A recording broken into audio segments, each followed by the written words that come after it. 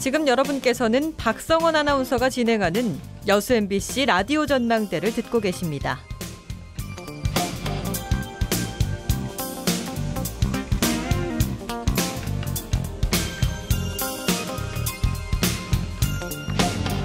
여러분께서는 이번 여름 휴가 어디로 가십니까? 7월 말 8월 초 휴가철 극성수기에 접어들었습니다. 치열한 일상 또 혹독한 더위에서 벗어나 재충전의 시간을 가지시려는 분들, 그분들의 마음은 설레고 기쁠지 모르겠습니다만 관광지에 사는 분들의 마음은 좀 다른 것 같습니다. 삶의 터전이 소음과 쓰레기로 몸살을 앓다 보니까 이제 관광객들이 오는 것이 무섭다, 그만 왔으면 좋겠다, 이른바 투어리즘 포비아 현상까지 생기고 있는데요.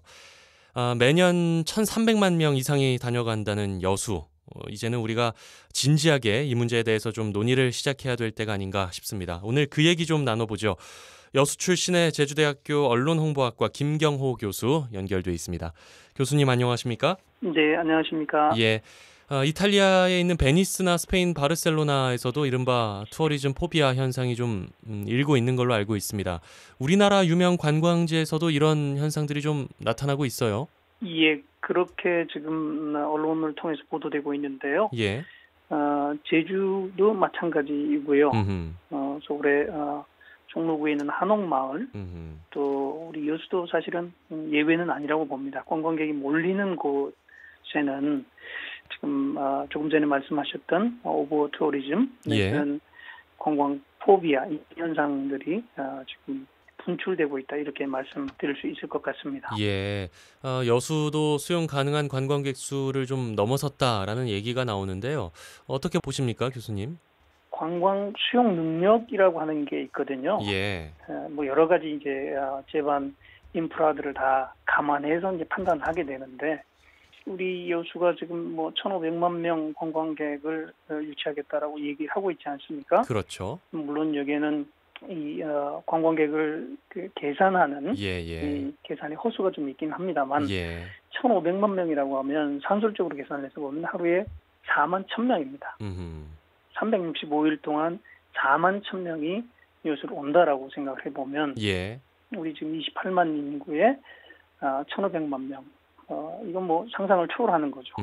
그러다 보니까 그 많은 관광객들이 몰리면 수용할 수 있는 뭐 단순하게 생각하면 뭐 호텔, 식당, 뭐 관광지 뭐 이런 것만 생각할 게 아니고요. 예. 그 많은 사람들이 왔을 때 도로의 문제, 그리고 그분들이 버리고 남겨두게 되는 거 여러 가지 쓰레기의 문제, 쓰레기 처리의 문제, 오수 처리의 문제, 뭐 이루 한두 가지가 아니겠죠. 예. 굉장히 많은 문제들이 지금 노출되고 있고, 이게 이제 본격적으로 목소리들이 나오기 시작하고 있는 이 초기의 문제이기 때문에 우리가 조금 강구하는 부분은 있지 않나. 예. 좀 더 심각하게 여수에도 이 문제를 좀 받아들여야 될 그런 시점이 됐다, 이렇게 보고 있습니다. 예.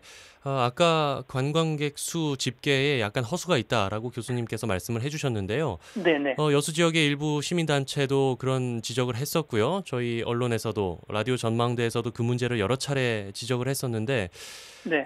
일단 관광객 수를 좀 정확히 집계하는 것부터 이 관광 정책을 수정하고 논의를 좀 해나가야 될 것 같은데, 네. 어떻게 보십니까, 그 문제? 이 문화관광연구원이라고 하는 데서 예. 이 관광객을 산출하는 방식을 만들었는데요. 예. 쓰지 말라고 얘기를 합니다. 이 방법을. 예. 예를 들어서 이런 거죠. 여수는 42군데 정도의 위치에 지점을 정해놓고 거기서 오는 출입하는 관광객을 숫자로 해야 됩니다. 예. 제주 같은 경우는 20군데 정도 됩니다. 제주가 여수에 비해서 굉장히 광역이죠. 그렇죠. 그런데 20군데 정도에서 측정을 하는데요. 단순하게 우리 박람회장, 오동도 뭐 이런 몇 곳이 있잖아요. 예. 아쿠아리움. 1km 내에서 한 서너 군데가 있습니다. 그럼 한 사람이 세 군데를 가면 3명이 온 걸로 계산합니다. 3명으로 집계가 되는군요. 예. 그렇게 집계가 됩니다. 그래서 이게 허수가 있다, 정확하지 않다라고 해서 이 방식을 만들어낸 문화관광연구원에서 이걸 쓰지 말라고 이제 권고를 하고 있는 상황이고요. 예. 그거 다 빼더라도 적지 않게 수백만 명이 1년에 여수를 찾고 있다. 이렇게 볼 수 있는 그건 분명합니다. 예, 일단 지자체 차원에서는 뭐 관광 도시의 이미지를 부각하기 위해서 그런 통계를 쓰는 것 같은데 네, 수정이 좀 활용하고 있죠. 필요할 네. 것 같고요. 그러면 네. 교수님께서 보시기에 실제로 여수에 1년에 몇 명이나 방문한다고 보세요? 한 500만 명 정도 올까요? 예. 아마 거기에서 한 4분의 1 정도, 3분의 1 정도는 상당 부분 허수가 있지 않겠나. 1,300만 명의 4분의 1 정도는 네. 허수다. 허수가 있을 걸로, 이게 산술 아까 중전에 말씀드렸던 그런 계산 방식에 의하면 한 사람이 여수에 와서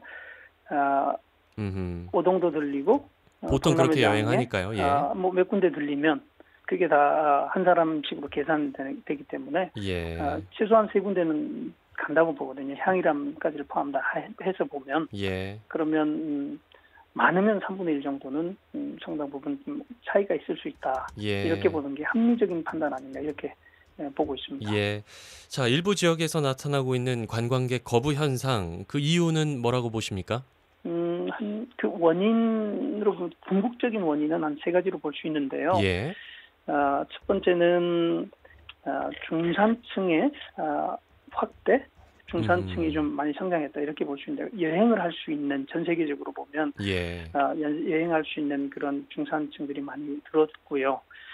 하나는 인터넷의 발전, 스마트폰을 통해서 굉장히 쉽게 어디가 좋다고 하더라, 어디로 가면 먹거리가 좋은 게 있다. 이게 다 이제 손쉽게 찾을 수 있는 그 상황이 됐고요. 그러다 보니까 이제 한 곳으로 몰릴 수 있는, 좋아하는 곳을 찾아가는 건 당연한 거니까요.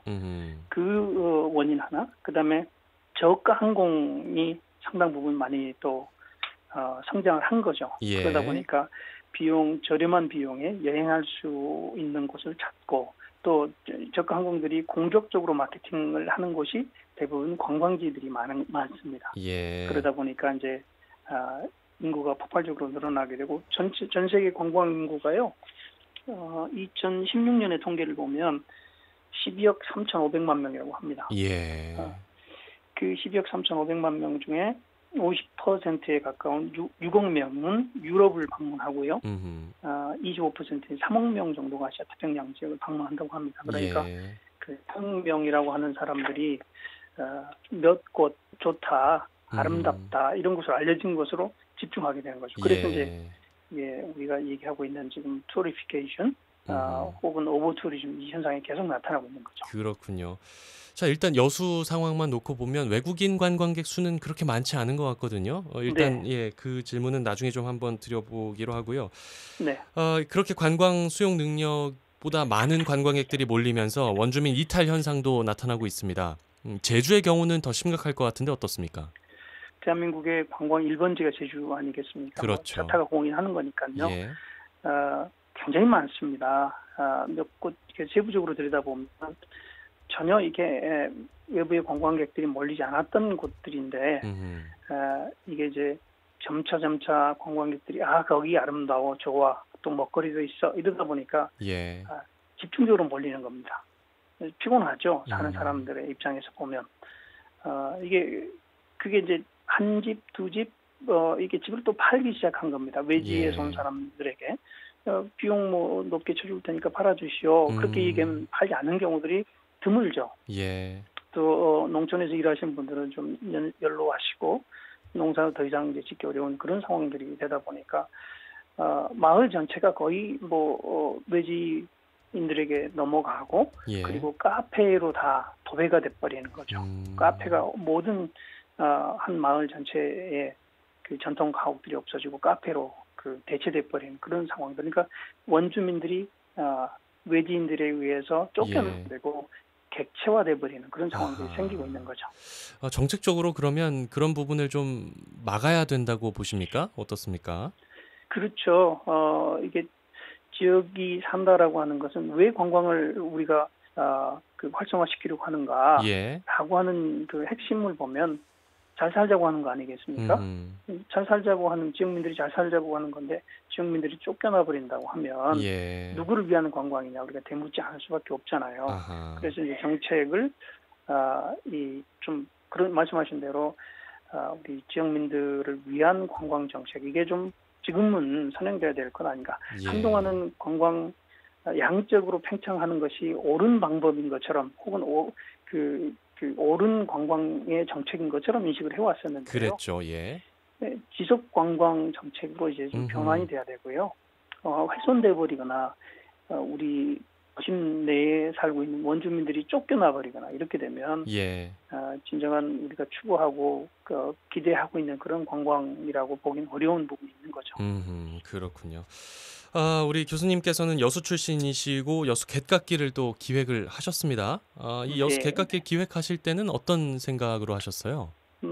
갯깎길에 대한 이렇게 얘기들이 좀 있기는 합니다. 무슨 말씀이냐면 어디 그 지자체에서 해놓은 길들하고 둘레길하고 좀 다르다라고 말씀을 하시는데요. 인공구조물이 거의 없습니다. 예. 그러니까 친환경 그냥 우리 관리하지 않고 6개월만 놔두면 자연으로 돌아가도록 그렇게 이제 설계를 했는데요. 예. 자연과 더불어서 하는 힐링 그런 어떤 공간, 관광지 혹은 문화 예술과 더불어 하는 이런 관광 이게 이제 생태 관광이거든요. 예. 그런 쪽에 염두를 많이 두고 또 지역민들하고 같이 협업을 하면서 길을 만들고 같이 가자라고 하는 생각. 우리가 누구 한 사람이 주도적으로 끌고 간다고 될 일은 아니거든요. 예. 마을에서 길을 만들어놨는데 마을 사람들이 협조하지 않고 별로 좋아하지 않으면 그건 전시할 수 없거든요. 예. 마을과 늘 같이 하고 자연도 우리는 객체이기 때문에 자연이 주체잖아요. 그렇죠. 자연과 공감하는 그런 트레킹 힐링 길이 됐으면 좋겠다. 그렇게 마음 먹고 기획을 하게 된 겁니다. 예. 교수님과 얘기를 나누다 보니까 관광객을 유치하려는 쪽의 인식 변화도 분명히 필요해 보이고 또 관광객들 스스로도 좀 의식 변화가 필요해 보입니다. 예를 들어서 요즘에 뭐 착한 여행 같은 트렌드들이 새롭게 생기듯이 말이죠. 그런 인식 변화에 대해서 한 말씀 해주시죠. 관광이라고 하는 게 그냥 단순하게 돈 버는 수단으로만 생각하면요. 물론 개인들은 벌 수 있겠죠. 그런데 궁극적으로 놓고 보면 그 사회 전반에 그렇게 그 긍정적인 효과를 기대하기 어렵습니다. 예. 그렇기 때문에 이제 그 관광업계에 종사하고 계시는 분들이 왜 지금 이렇게 관광객들이 오는 것에 대해서 부정적인 생각을 하게 되었는지 그리고 어느 특정 지역에 몰리는 것들에 대해서 왜 부정적으로 생각하게 되는지 그게 초래하게 되는 사회적 비용이나 이런 것들이 뭔지 우선 내가 먹고 살아야지라고 하는데 초점을 둘 게 아니고요. 예. 지금 정도는 관광 명소가 되려고 하고 명소가 돼야 같이 사는 거거든요. 예. 그렇게 하려고 하는 그 좀 인식을 좀 바꿔야 할 시점이 와 있고요. 그게 늦어지면 늦어질수록 전체 그 어떤 우리가 꿈꾸고 있는 그런 관광지로 가기 위해서 드는 비용도 더 많을 뿐만 아니라 시간도 훨씬 많이 걸리게 되는 거죠. 그래서 지금 정도에서는 그런 어떤 관광 산업만 활성화하자 이런 그 인식들 좀 바꿔줬으면 좋겠다. 나도 역시 우리 지역의 구성원으로서 지역이 전체 잘 살면서 내가 관광지의 주인이다라고 하는 생각을 좀 할 필요가 있지 않나 이런 생각을 좀 강하게 갖고 있습니다. 예, 제주는 그런 관광 정책의 변화가 좀 보입니까? 어떻습니까? 이제 개인 관광 종사자 개인에 대한 얘기들을 또 뭐 나름 교육도 하고 있는 걸로 알고 있고요. 예. 이제 좀 우리가 눈여겨볼 부분은요. 관광 시설들의 허가를 좀 상당 부분 규제를 하고 있다라고 하는 것 볼 필요가 있는데요. 예. 중산 개발, 그러니까 제주로 보면 한라산이 뭐 세계 자연유산이잖아요. 그렇죠. 우리나라의 국민들의 유산이 아니라 전 세계 유산이기 때문에 중산 간의 어떤 라인을 설정해놓고 그 이상의 개발은 억제를 하고 있습니다. 이걸 적용을 요수해 보면 안타까운 부분이 상당히 많습니다. 해변 풍광 좋은 곳 당연히 있죠. 근데 자연이 살아야 풍광이 좋은 것이지 무분별하게 지금 개발되고 있는 것 좀 안타깝다라고 생각을 하고 있고요. 이 자본 검증도 상당 부분 중요한데요. 대규모 관광단지가 들어설 때는 통상 이렇습니다. 리조트를 개발한다라고 했을 때 30% 정도는 부동산을 개발해서 리조트를 분양해서 그 차익으로 개발 비용으로 넣거든요. 그러니까 다시 얘기하면 우리가 좋게 얘기해서 리조트 개발이지만 좀 혹평을 하면 이게 부동산 하나의 그 땅 투기와 가깝다. 이렇게밖에 볼 수 없는 부분도 있습니다. 그렇기 때문에 여기 와서 여수에 와서 관광을 하겠다 혹은 관광시설을 만들겠다 하고 하는 사람들의 무조건 받아들일 게 아니고 정말로 우리 지역에 발전할 수 있는 지역에 기여할 수 있는 특히 말씀드렸던 그 에코 관광 이런 쪽에 생태 관광 쪽에 좀 더 기여할 수 있는 부분이 있는지 좀 꼼꼼하게 좀 따져야 되고요. 마지막으로는 지역이 환원할 수 있는 부분이 있냐.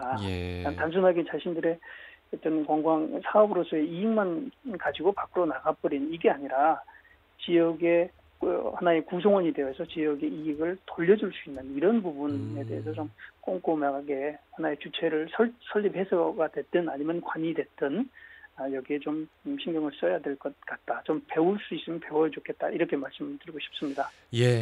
오늘 교수님의 말씀을 좀 시에서 관련 관계자들이 공무원들이 좀 들었으면 좋겠다는 생각을 해보고요. 시의 신중한 판단이 필요한 상황이 됐습니다. 여러모로 말이죠. 자, 끝으로 아까 질문 드리려고 했던 내용인데요. 여수를 찾는 외국인 관광객 수가 그리 많은 것 같진 않아요. 우리가 이제 국내 관광 거점을 넘어서 세계 속의 여수로 도약하기 위해서 외국인 관광객들을 유인할 수 있는 방안이 있다면 어떤 게 있을까요? 외국인 관광객들이 주로 찾는 곳이 어딘가를 좀 볼 필요가 있는 거죠. 외국인 관광객들이 매력적이다라고 찾는 곳들은 몇 가지 특성이 있습니다. 이게 생태적으로 굉장히 우월하든지 예를 들어서 세계자연유산, 또 그 유니버설 스튜디오와 같은 대규모 리조트가 있는 곳이라든지 몇 가지 이제 있고요. 그분들이 여수를 찾지 않는 이유가 뭘까 역으로 좀 추산을 해보면 우선 그분들을 유인할 수 있는 매력적인 요인들이 있냐. 외국인들에게 만족을 줄 수 있는 설레임을 예약할 수 있는 그런 관광지가 있냐. 여수 내에서. 라고 하는 거에 대한 한번 면밀하게 고민을 해야 될 부분이 있고요. 만약에 이제 그분들을 특히 이제 국제 관광지로서 좀 발돋움을 해야 된다라고 한다면 국제적 그 관광 흐름 패턴, 특히 이제 중국의 관광객들이 굉장히 많은 부분을 차지하는데 이 사람들의 중국의 지금 한국에 대한 단체 관광의 제한 이런 것들까지도 정책들도 좀 어떻게 움직이고 있고 어떻게 변화가 오고 있는지 크루즈 관광이 어떻게 지금 변화하고 있는지 또 북한의 지금 평화 프로세스를 통해서 북한 관광이 열렸을 때 이게 우리 여수에 미치는 그 관광적인 측면에서의 영향 이런 것들을 다 좀 검토를 해야 할 시점이 아니고 복합적으로 좀 검토해야 할 시점이다 이렇게 말씀드릴 수 있을 것 같습니다. 다각적으로 좀 연구해서 접근할 필요가 있겠군요. 한 1분 정도가 남아 있어서요. 한 가지 질문만 더 드리겠습니다. 저는 개인적으로 여수의 밤바다 얘기를 많이 하는데 많이 좀 아쉽다는 생각을 합니다. 너무 화려한 조명들의 여수 밤바다의 진짜 매력이 가려져 있지 않나 하는 생각을 하거든요. 조명도 참 중요하잖아요. 도시의 불빛 이미지를 형성하는데 어떻게 생각하십니까? 조명 때문에 여수 밤바다는 아니거든요. 사실은. 근데 여수 밤바다가 주는 그 낭만, 매력 이런 것들에 불빛을 통해서 조금 더 이게 이제 부각되어지는 그런 것인데요. 좀 오히려 좀 집중을 해야 할 필요가 있지 않겠느냐. 만약에 이제 원도심에 이제 한정되어 있는데 한정될 것 같으면 지금 뭐 불빛에 대해서 만족해하는 사람은 그렇게 많지 않을 겁니다. 해운대만 가도요. 거기는 뭐 야간 관광 불빛 관광 이 얘기하지 않아도 해운대 그 마천루와 가까운 그 높은 빌딩에서 내뿜는 그 불빛이 바다에 반영되는 이런 것들이 사실은 훨씬 더 그 예쁘다는 얘기도 많이 하거든요. 제가 실제 그 경험을 했고요. 그 여수를 찾는 그 관광객들에게. 그래서 하루가 가면 좀 더 집중을 해서 그 빛에 대해서 좀 더 면밀하게 좀 검토를 하고 두 개 다리가 있으니까 어떻게 하면 빛을 통해서 여수를 더 부각시킬까 좀 고민해야 할 포인트다 이렇게 보고 있습니다. 알겠습니다. 오늘 말씀 너무 잘 들었습니다. 고맙습니다. 감사합니다. 네, 지금까지 제주대학교 언론홍보학과의 김경호 교수였습니다.